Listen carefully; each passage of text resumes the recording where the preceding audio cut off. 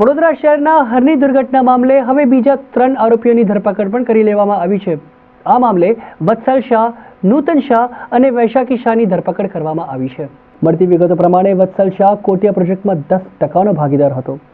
2018માં નૂતન અને વૈશાખી શાહની 5% ભાગીદારી નક્કી કરાઈ હતી। ઉલ્લેખનીય છે કે આજે હરની તળાવમાં બોયન્સી કેપેસિટી ટેસ્ટ કરાયો હતો। હવે આ બોયન્સી ટેસ્ટ શું હોય છે કે આ બતાડે છે કે બોટ તરવાની ક્ષમતા કેટલી ધરાવે છે। એસઆઈટીની ટીમ દ્વારા ઘટનાનું ફરીથી રિકન્સ્ટ્રક્શન પણ કરવામાં આવ્યું હતું।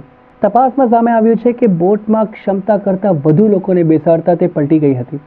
પોલીસે 14નો ભોગ લેનાર બોટને ફરી પાણીમાં ઉતારી હતી। બોટમાં વજનનું સંતુલન ચકાસવા રેતી ભરેલી થેલીઓનો ઉપયોગ કરવામાં આવ્યો હતો। મૃતકોના વજન જેટલી રેતીની થેલીઓ મૂકીને બોટને ચક્કર મરાવ્યો હતો અને રિકન્સ્ટ્રક્શન કર્યું હતું।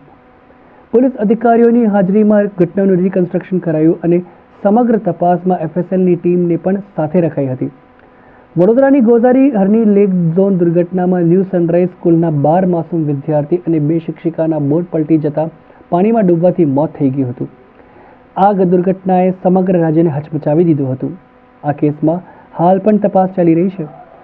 હરની બોટકાંડમાં 14 નિર્દોષ લોકોના ભોગ લેનાર આરોપીઓ પૈકી 4 આરોપી ફરાર હતા, જેમાંથી 3ની ધરપકડ કરી લેવામાં આવી છે। બોયન્સી ટેસ્ટ એટલે કે તરવાની ક્ષમતા, બોટની તરવાની ક્ષમતા। જ્યારે કોઈ વજન તમે પાણી ઉપર આપો ત્યારે પાણી એનું પોતાના ફોર્સથી બી એ વસ્તુને ઉપર રાખે છે, એટલે એ કેટલું પાસ થાય છે ટેસ્ટમાં, એનું ટેસ્ટ આજે કરવામાં આવ્યું। એની ઇન્ટ્રોગેશન કરી, પૂછપરછ કરીને જ્યાં જ્યાં રોકાયા છે અને અમને લાગશે કે એટલે ખોટી રીતે આશરો આપવામાં આવેલો છે તેની પણ કાર્યવાહી કરવામાં